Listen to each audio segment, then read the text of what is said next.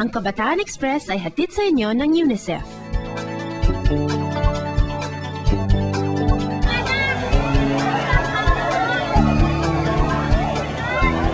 No more teachers, no more books, no more classes. Yay!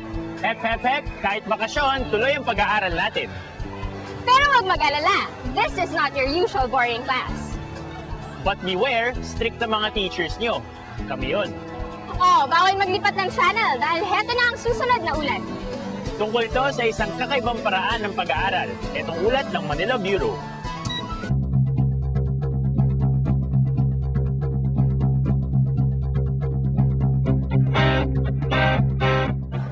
Dude, I know exactly how you feel. You're bored, right? Oops, hurry! Better hide your cell phone and that Sudoku before ma'am catches you. Oh, the life of a student. There are times when you can't help but get fed up with X plus Y, subject-verb agreement, human anatomy, and the periodic table, and you never want to see a chalkboard again! This is the exact reason why some schools conduct alternative classes, wherein for a certain day, the students and teachers take a break from their regular classes. The coolest alternative class I attended even had a rock band.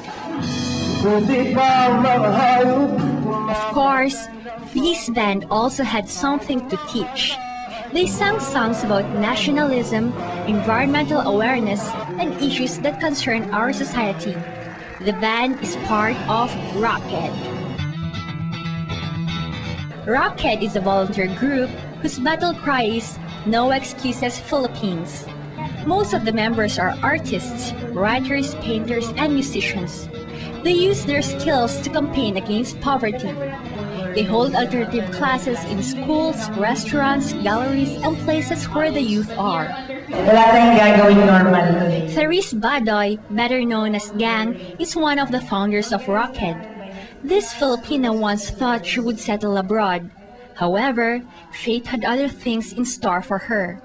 Nasa California kami nun, si CP David at si Jaime Garchitorena. Nagkakwentuhan kami hanggang umaga.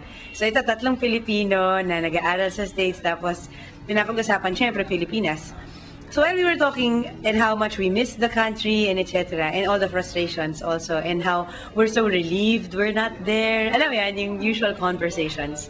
What came up was the three of us apparently, without initially admitting it, we really had dreams for the Philippines, you know, but either it was too daunting kasi ang laki, or we felt we were alone and that it wasn't going to be a reality. Thus, the idea of Rockhead was born. I just invited the musicians. I invited musicians who happened to be my friends, like Lourdes Vera from Radioactive Sago Project. The filmmakers, Lav Diaz, did our first batch of videos for free. Musicians like Noel Cabangon, Paulo Santos, and Gary Granada joined them. But you don't have to be a celebrity to help. I met two young volunteers who were simply students, just like us. Kumbaga, nung nakita ko yung motto nila na "No More Excuses Philippines", parang sabi ko nga, no, parang ang dami na may hirap ngayon sa Pilipinas. So parang siguro dito may lalabas ko na lahat ng mga gusto kong sabihin, yung mga sinulat kong mga tula, yung mga ano yung mga pwede kong itulong sa kanila. Pero pwede ko na yung ibigay, pwede ko ipakita lang. As a member of the youth, I've always thought about how I could give back to the society by just being myself and maybe, I don't know, contributing something that I already have. Dun sa past na community class, I've so far joined one, but hoping to join many more. I taught parents at adult class siya actually to cut hair, hoping to na magamit nila yan sa livelihood nila. Rockhead visits schools to encourage the youth to participate in their activities. It's not just to entertain students, but to bring out the spirit of volunteerism.